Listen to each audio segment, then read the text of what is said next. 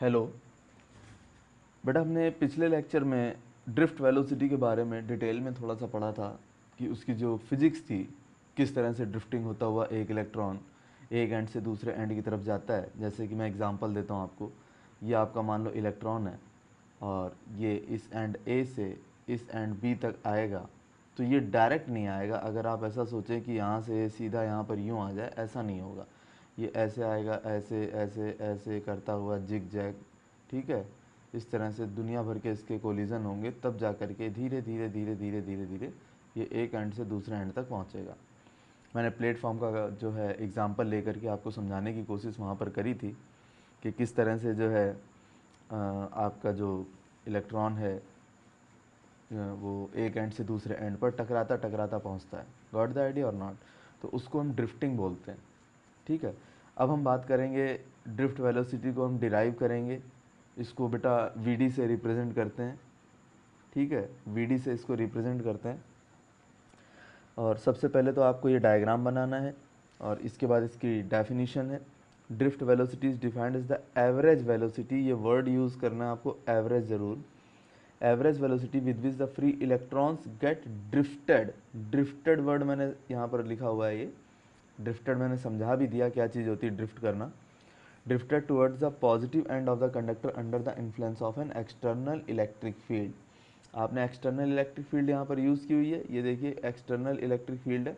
इसकी वजह से इलेक्ट्रॉन्स एक एंड से दूसरे एंड की ओर ड्रिफ्ट करते हुए पहुँचेंगे। उसका जो एवरेज होगा उसे हम क्या कहेंगे? ड्रिफ्ट वेलोसिटी कहेंगे। Got the idea?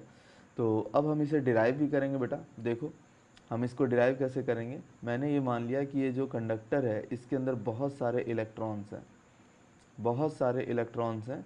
और ये जो इलेक्ट्रॉन्स हैं ये क्या कर रहे हैं, इनके सभी के पास अपनी अपनी इंडिविजुअल वेलोसिटीज़ हैं। क्लियर होगी बात? इनके सब के पास अपनी अपनी इंडिविजुअल वेलोसिटीज़ हैं। मैंने मान ली उनकी इंडिविजुअल वेलोसिटीज़, किसी के पास u1 है, किसी के पास u2 है, किसी के पास u3 है, और इस तरह से करते करते किसी के पास un है। डिफरेंट डिफरेंट वेलोसिटीज़ हैं। Got the idea?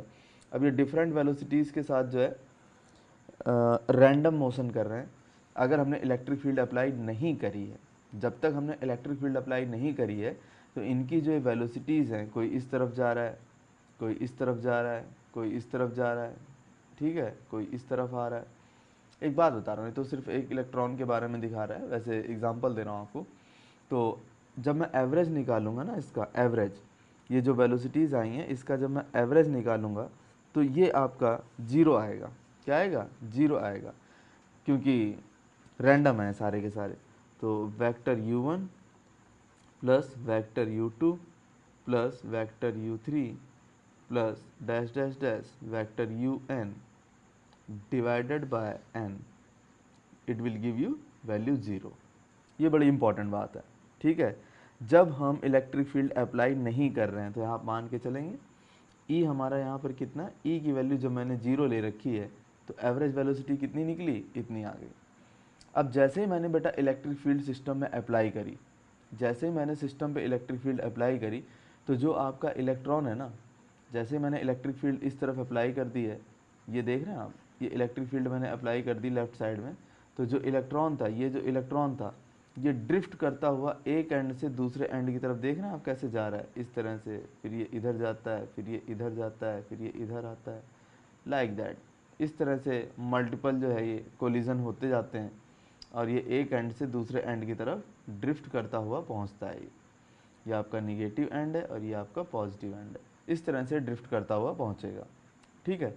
तो एक बात बताओ, मैं आपको बता देता हूँ, ये जो लेंथ है आपकी, जो लेंथ है कंडक्टर की, वो कितनी है? एल है। वो कितनी है? एल है।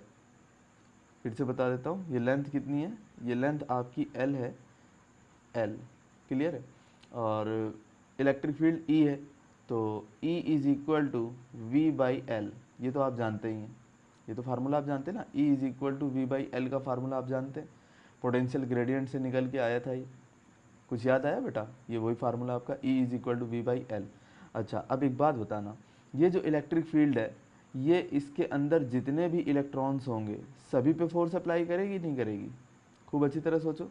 ये जो इलेक्ट्रिक फील्ड है ये जितने भी इलेक्ट्रॉन्स हैं, फ्री इलेक्ट्रॉन्स हैं इस कंडक्टर के अंदर, ये उन सभी पर जो है आपका इलेक्ट्रिक फोर्स अप्लाई करेगी। Got the idea. तो फोर्स इज इक्वल टू क्या होगा, F इज इक्वल टू था क्यू इंटू ई। अब यहाँ क्यू की जगह किसने ले रखी है, इलेक्ट्रॉन ने और इलेक्ट्रिक फील्ड, और एक माइनस यूज़ कर लेना क्योंकि ये जो इलेक्ट्रॉन्स हैं ये किस तरफ ड्रिफ्ट हो रहे हैं, opposite to the direction of electric field.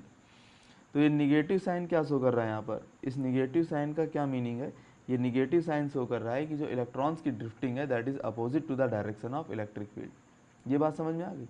अच्छा एक बात बताता हूँ, अब क्योंकि इलेक्ट्रॉन में मास होता है, इलेक्ट्रॉन में क्या होता है, मास होता है, तो मास होता है तो फोर्स लगी रहा है इसके ऊपर, ये इलेक्ट्रिकल फोर्स लग रहा है ना, F बराबर ई स्मॉल ई कैपिटल ई, तो फोर्स लग रहा है तो इसके पास क्या आ जाएगा, एक्सेलरेशन आ जाएगा, F is equal to M into A. तो F की जगह क्या लिखूंगा, minus small E capital E is equal to M into A. तो यहाँ से बेटा एक्सेलरेशन कितना आएगा इलेक्ट्रॉन का, minus e capital E upon M. ये एक्सेलरेशन जो है हर एक इलेक्ट्रॉन को मिलेगा। बोलो बेटा समझ आया कि नहीं आया, ये एक्सेलरेशन हर एक इलेक्ट्रॉन को मिलेगा।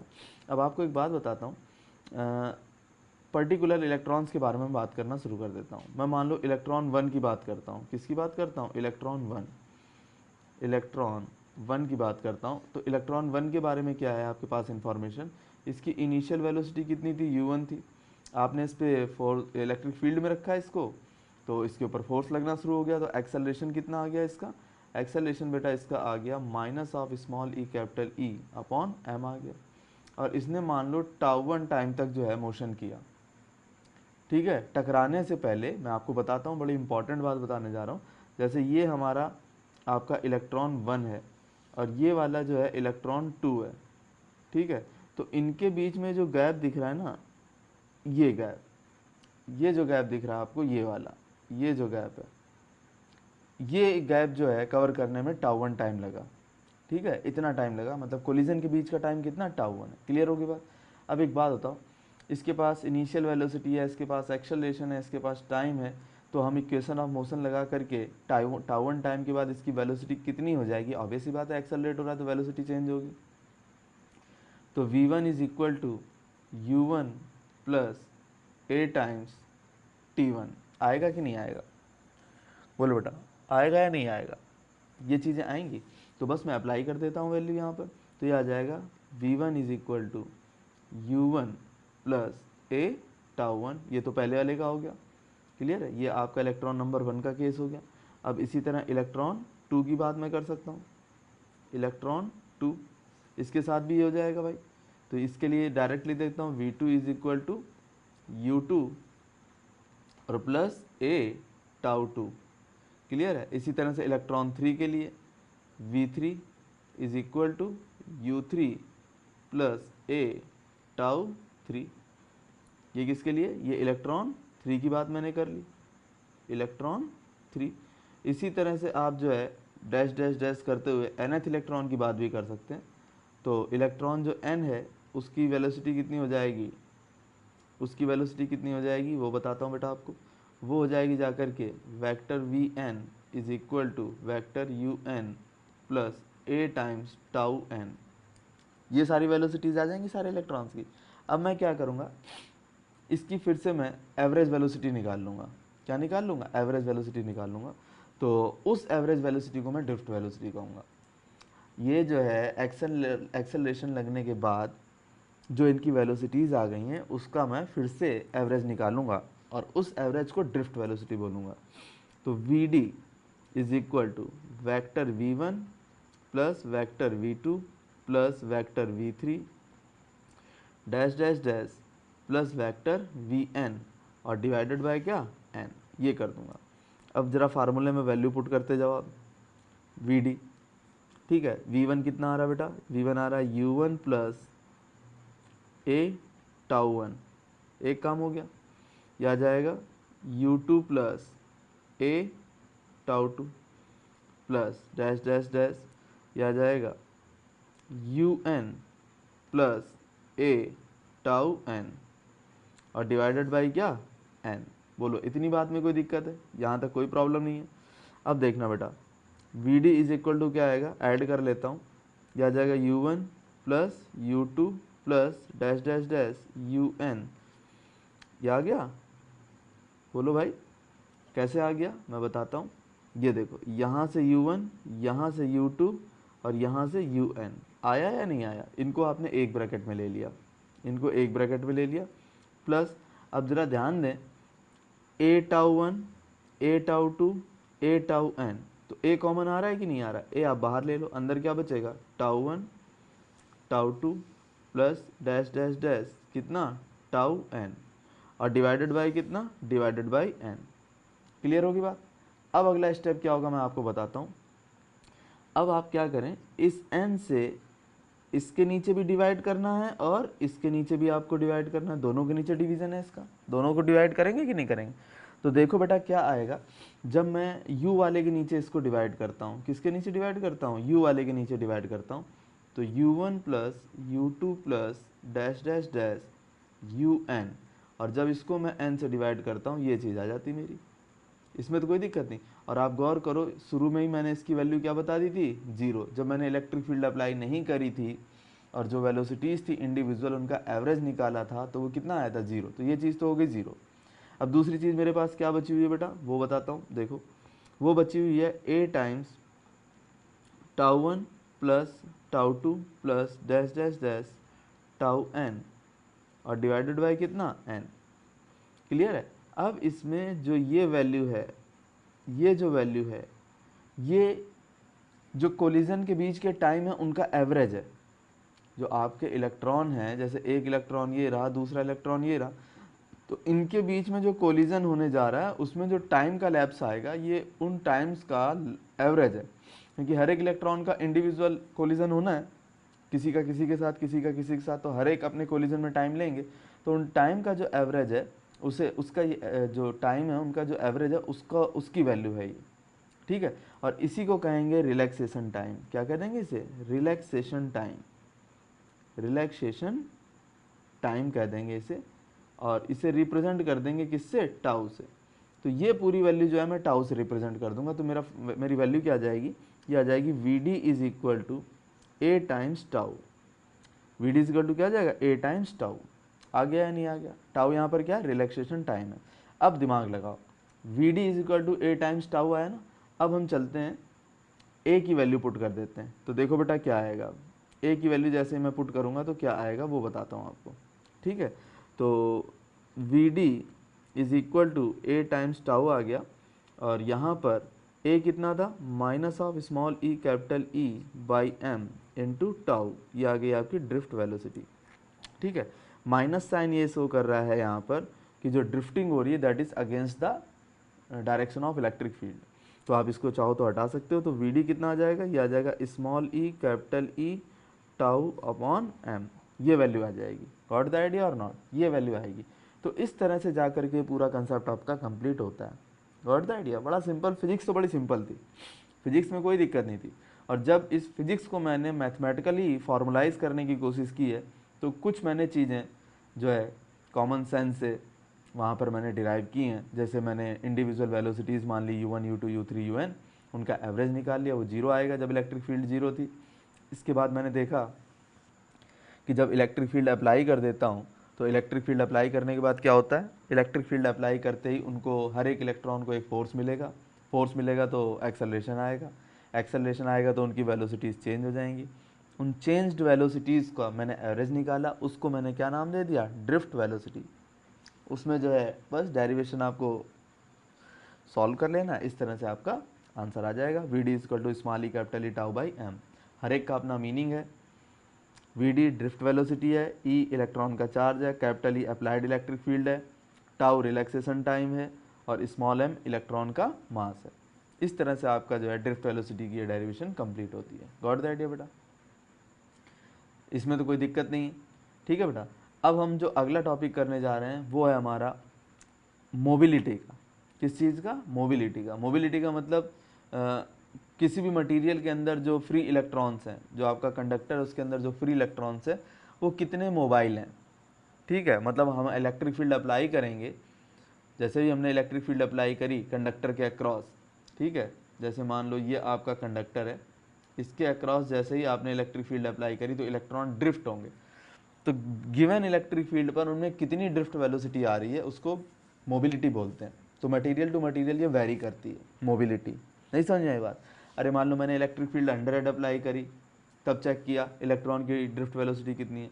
फिर मैंने 500 कर दी, तब चेक किया ड्रिफ्ट वेलोसिटी कितनी है। फिर मैंने 1000 कर दी, तब चेक किया ड्रिफ्ट वेलोसिटी कितनी है। मतलब ई की डिफरेंट डिफरेंट वैल्यूज़ पर मैं ड्रिफ्ट वेलोसिटी चेक करूँगा और उसे मैं क्या बोलूँगा, मोबिलिटी बोलूँगा। तो अब हम ये कंसेप्ट करने जा रहे हैं।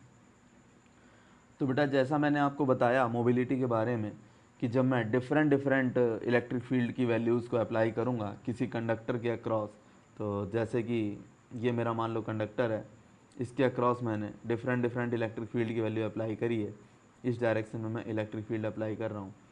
तो पहले केस में मान लो मैंने 100 वैल्यू दी, सेकंड केस में मैंने 500 वैल्यू दी, थर्ड केस में मैंने 1000 वैल्यू दी।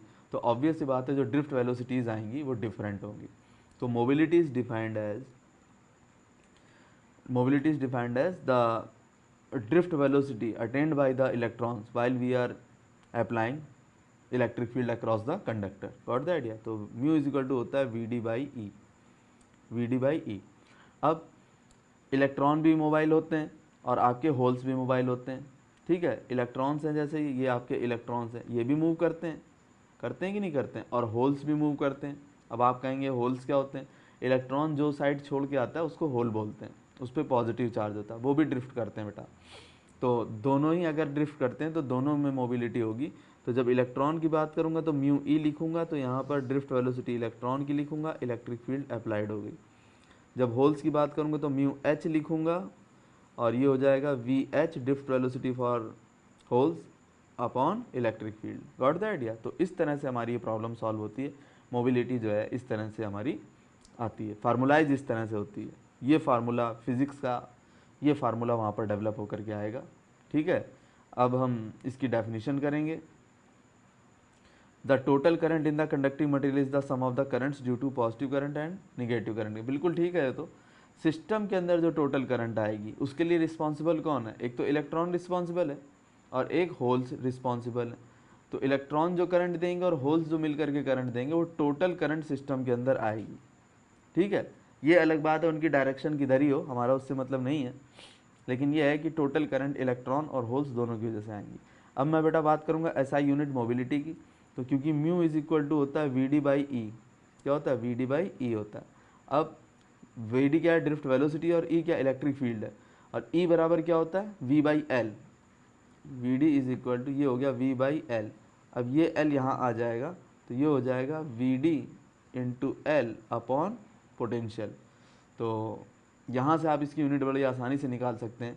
ये तो हो गया बेटा मीटर पर सेकेंड, ये हो गया मीटर, और ये जो पोटेंशियल है इसको आप लिख सकते हैं V is equal to I into R। और I की आप यूनिट जानते हैं एम्पियर है, और R की क्या होती है? ओम होती है। तो इस तरह से आप पूरे सिस्टम की यूनिट निकाल सकते हैं, मोबिलिटी की यूनिट निकाल सकते हैं। मैं फिर बता देता हूँ, E बराबर VD/E, E बराबर V/L। अब ये L आपका नंबर 1 पर चला जाएगा तो VD/L अपॉन पोटेंशियल डिफरेंस, और V को हम IR लिख सकते हैं। VD क्या होता है? मीटर पर सेकेंड, L क्या है? लेंथ है तो मीटर, और I की क्या होती है? एम्पियर, और R की क्या होती है? ओम। तो इस तरह से इसकी आपकी यूनिट आ जाएगी। Got the idea? अब अगर आप डायमेंशनल फार्मूला निकालना चाहो तो वो भी आ सकता है, सारी चीज़ें यहीं से निकल सकती हैं। समझ में आ रहा है कि नहीं आ रहा है? तो यहाँ से आप प्रॉब्लम को सॉल्व कर सकते हो। कुछ बेटा मोबिलिटीज़ हैं इलेक्ट्रॉन्स की और होल्स की, कुछ मटेरियल्स की, वो मैं आपको दिखा देता हूँ। ये इलेक्ट्रॉन्स की हैं मोबिलिटीज़, ठीक है, और ये होल्स की हैं। Got the idea? ये इनकी मोबिलिटीज़ हैं, इंडिविजुअल मोबिलिटीज़ हैं ये इनकी। तो ध्यान रखना है, कुछ मटेरियल की दे रहा है। डायमंड के केस में इलेक्ट्रॉन की मोबिलिटी 1800 है, ठीक है, इसमें 1200 है, ये 1350 है, ये 480 है, लाइक दैट, ये सारी हैं। इसमें ज़रा गौर से देखो, ये एलॉय है और इसमें इलेक्ट्रॉन्स की 8000 है और होल्स की 300 है। गॉट द आइडिया और नॉट? तो इस तरह से बहुत सारे मटेरियल हैं, जैसे डायमंड है, सिलिकॉन है, जर्मेनियम है, इसके बाद 2 एलॉय दे रखे हैं, उनमें इलेक्ट्रॉन्स की और होल्स की जो मोबिलिटी है वो दिखाई गई बेटा। समझ आया कि नहीं आया? क्लियर होगी बात? अब जो नेक्स्ट टॉपिक है बेटा वो हम करने जा रहे हैं, relation between current and drift velocity. हम रिलेशन निकालेंगे करंट का ड्रिफ्ट वेलोसिटी के साथ। Got the idea? कैसे करेंगे ये मैं आपको समझाता हूँ। बेटा very important relation between current and drift velocity, इसका काफ़ी यूज़ होता है। मैं बता देता हूँ कैसे क्या चीज़ है ये, कैसे इस फिजिकल फिनोमेना को हम फॉर्मुलाइज करेंगे, मैथ की हेल्प से कैसे सॉल्व करेंगे ये बताता हूँ। ये कह रहा है relation between current and drift velocity हमें कैलकुलेट करना है। ठीक है, आप क्या करो, एक एल लेंथ का एक कंडक्टर ले लो। क्लियर होगी बात। और इसमें ये बैटरी आपने ऐड कर दी तो ये क्या करेगी, इलेक्ट्रिक फील्ड यहाँ पर डेवलप कर देगी। ये बैटरी है तो इसका अपना कुछ ईएमएफ होगा, पोटेंशियल डिफरेंस ये कंडक्टर के अक्रॉस डेवलप कर देगी। क्लियर होगी बात। तो इसने इलेक्ट्रिक फील्ड अप्लाई कर दी, इस एंड पर पॉजिटिव है, इस एंड पर निगेटिव है, तो इलेक्ट्रिक फील्ड की डायरेक्शन आप समझ गए। तो इलेक्ट्रॉन किधर ड्रिफ्ट करेगा, इलेक्ट्रॉन बेटा आपका लेफ्ट साइड में ड्रिफ्ट करेगा, इस तरह से ड्रिफ्ट करेगा। गॉट द आइडिया, इस तरह से ड्रिफ्ट करना शुरू करेगा और करंट की डायरेक्शन यूँ हो जाएगी आपकी, ये आपकी करंट की डायरेक्शन आ जाएगी। इसमें कोई दिक्कत है? कोई दिक्कत नहीं है। अब एक बात बताओ, एक इलेक्ट्रॉन आपका, सोचने की चीज़ है, जब एक इलेक्ट्रॉन इस वाले एंड ए से इस वाले एंड बी पर आएगा, मान लो ये मान लो बी वाला एंड है, जब ये ए से बी की तरफ आएगा तो इसको लेंथ कितनी कवर करनी है, एल। कितनी लेंथ कवर करनी है, एल। तो टाइम क्या होता है, डिस्टेंस अपॉन वेलोसिटी। तो एल लेंथ ये ड्रिफ्ट वेलोसिटी के साथ कवर करेगा, एक एवरेज वेलोसिटी के साथ ये कवर करेगा। बोलो बेटा समझ में आया कि नहीं आया? ये बात क्लियर हो गई। इसके साथ ये कवर करेगा, टाइम तो लगेगा इसको इतना। अब क्योंकि इलेक्ट्रॉन्स मूव कर रहे हैं, एक चीज़ इसमें और बता देता हूँ, ये इसका क्रॉस सेक्शनल एरिया कितना है, ये जो भी आपका वायर है इसका क्रॉस सेक्शनल एरिया आपको पता होना चाहिए।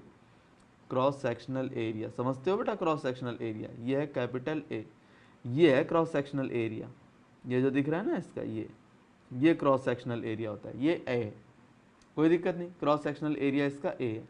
और इसके पर यूनिट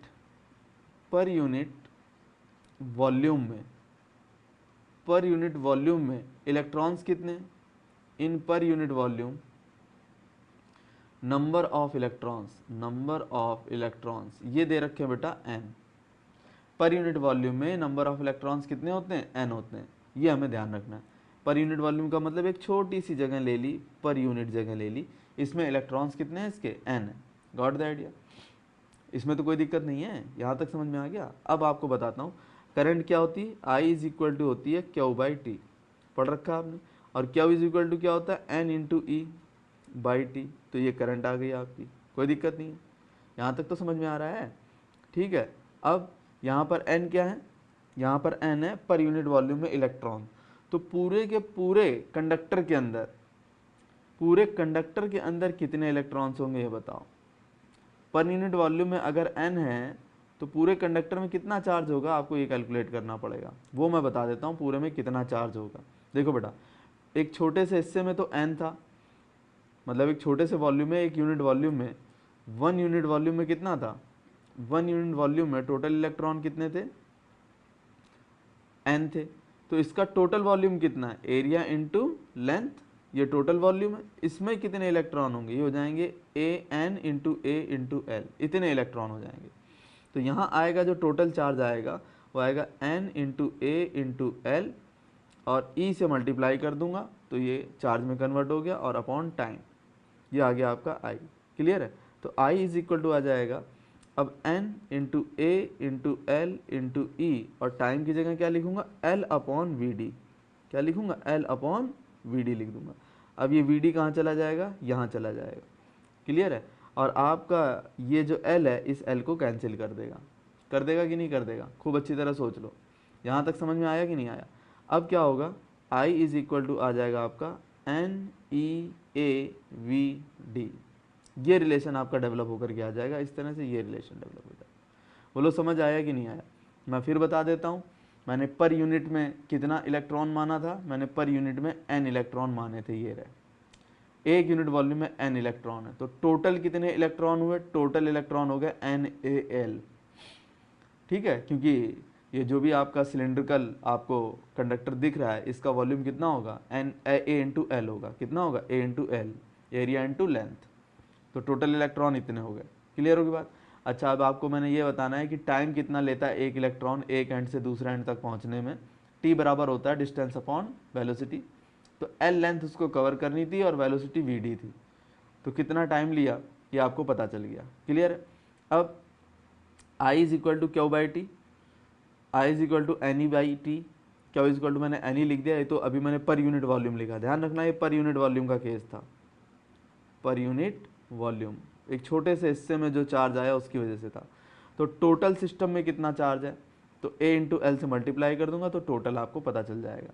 ये टोटल चार्ज हो गया आपका ई से मल्टीप्लाई करते ही। ठीक है, फिर टाइम की वैल्यू मैंने यहाँ पुट कर दी, जैसे ही टाइम की वैल्यू पुट करी एल से एल कैंसिल हो गया और मेरा I is equal to N E A V D आ गया। Got the idea. इस तरह से हम इस रिलेशन को डेवलप कर सकते हैं। वेरी वेरी इंपॉर्टेंट फार्मूला, हर एक टर्म का अपना मीनिंग है। एंड यहाँ पर नंबर ऑफ इलेक्ट्रॉन पर यूनिट वॉल्यूम है, ई इलेक्ट्रॉन का चार्ज है, ए क्रॉस सेक्शनल एरिया है और वी डी उसकी ड्रिफ्ट वेलोसिटी है। Got the idea. इस तरह से आपकी प्रॉब्लम दूर हो जाएगी, ये प्रॉब्लम सॉल्व हो जाएगी आपकी। ठीक है, अब इसमें हम थोड़े बहुत चेंज भी कर सकते हैं, जैसे कि आपका वी डी आया जो यहाँ पर मैं बताता हूँ आपको, म्यू बराबर क्या होता है वी डी बाई ई। तो यहाँ से बेटा वी डी की वैल्यू कितनी आ जाएगी, अब आगे की बात बता रहा हूँ आपको मैं। यहाँ से वी डी की वैल्यू कितनी आ जाएगी, आ जाएगी म्यू इंटू ई, आ जाएगी कि नहीं। तो ये वैल्यू मैं यहाँ पर पुट कर सकता हूँ। तो क्या आएगा, आई इज इक्वल टू आ जाएगा एन ई ए म्यू इंटू ई, ये आ जाएगा। आएगा कि नहीं आएगा, बोलो भाई। ये भी आपका जो है एक चीज़ डेवलप होकर के आ सकती है। ठीक है, इस तरह से हम इसको सॉल्व कर सकते हैं। और अब वी डी की जगह हम एक चीज़ और लिख सकते थे, वी डी की जगह हम लिख सकते थे क्या, स्मॉल ई capital E tau upon small M, ये भी लिख सकते थे। तो यहाँ से भी हमारा एक रिलेशन डेवलप हो सकता था करंट में और ड्रिफ्ट वेलोसिटी में। तो यहाँ तो खैर ड्रिफ्ट वेलोसिटी नहीं रहेगी अगर आप वी डी की वैल्यू पुट कर देंगे तो एक रिलेशन ये भी आप याद रख सकते हैं और एक यहाँ से चेंज करके भी रख सकते हैं याद। तो पूरी फिजिक्स मैंने आपको समझा दी क्या थी इसकी। कंडक्टर था, उसके अंदर इलेक्ट्रॉन्स थे, पर यूनिट वॉल्यूम में, फिर पूरे वॉल्यूम में निकाले, फिर इलेक्ट्रिक फील्ड अप्लाई करी, वो ड्रिफ्ट होना शुरू हो गए। ठीक है, टाइम निकाल लिया एक इलेक्ट्रॉन का एक एंड से दूसरे एंड पर पहुंचने का। फिर मैंने करंट की वैल्यू निकालने की कोशिश की टोटल चार्ज अपॉन टाइम से, तो वो जा करके रिलेशन मेरा ये डेवलप हो गया, I is equal to N E A V D. Got the idea. इस तरह से हमारी प्रॉब्लम सॉल्व होती है। अब जो अगला टॉपिक है बेटा very very important, that is, वैसे सिंपल है, ओम्स लॉ। एक बहुत बड़ा साइंटिस्ट था आपका, इसने जो है अलग अलग पोटेंशियल डिफरेंस पे जो फ्लो करने वाली करंट थी कंडक्टर के अंदर उसके बारे में काफ़ी काम किया था।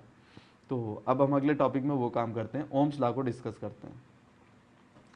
बेटा ओम्स लॉ में आपको याद रखना है, ओम्स ने बताया था कि जो करंट होगी ना जो किसी कंडक्टर से पास होगी, मान लो ये आपका कोई कंडक्टर है और इसके अंदर जो आप करंट को यहाँ जो फ्लो करेगी वो किस पे डिपेंड करती है, वो डिपेंड करती है पोटेंशियल डिफरेंस पे। पोटेंशियल डिफरेंस का मतलब जैसे ये आपका कंडक्टर है और आपने इसको क्या किया, किसी बैटरी से कनेक्ट कर दिया।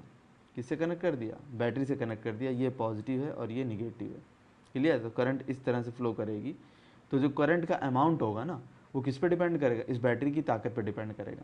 अगर ये छोटी बैटरी है, स्मॉल बैटरी है, तो ये करंट भी कम देगी। ठीक है, और जैसे जैसे इसकी बैटरी की ताकत बढ़ाते जाओगे तो जो करंट की वैल्यू है वो भी आपको इंक्रीज होकर के मिलना शुरू हो जाएगी। तो जो भी करंट है सिस्टम के अंदर जो फ्लो करती है that is directly proportional to V. तो I is proportional to V, ये चीज़ इसने चेक करी थी। हाँ, कुछ चीज़ें इसने कांस्टेंट मान ली, वो बता देता हूँ।